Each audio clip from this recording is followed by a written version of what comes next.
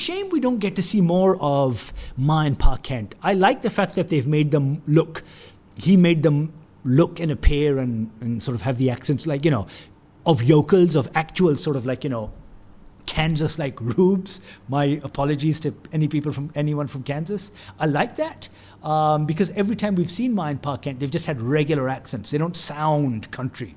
That's good.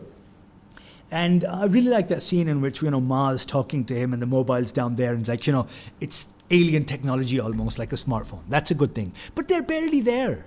And then sort of when you see at the end how he replaces, because there's this thing that whenever he's sort of beat up and he goes back to the Fortress of Solitude, God, now I remember. Whenever he goes back there and he's recovering, he's healing, he always likes to have that message from his Jor-El, his parents, play to him as a way of sort of, reminding him of his mission. But then, at the end, he replaces that with, what's it called?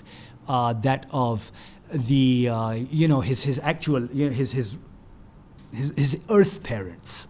That was good. Okay. But they're barely there. They're barely there long enough to sort of warrant that sort of change on his part from being like sort of, I wouldn't say under the influence, but sort of looking up to his Kryptonian parents to changing that to like sort of his Earth parents and that change within him. They're only there literally in sort of for like 5 minutes at the most. And all the father does is deliver a Pa Kent speech that we've come to expect in every single movie from Pa Kent. We never just get to see them be regular with each other. Like in the animated series.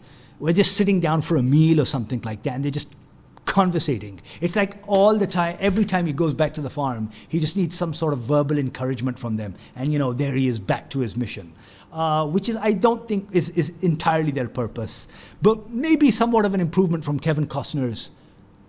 Everyone knows that scene.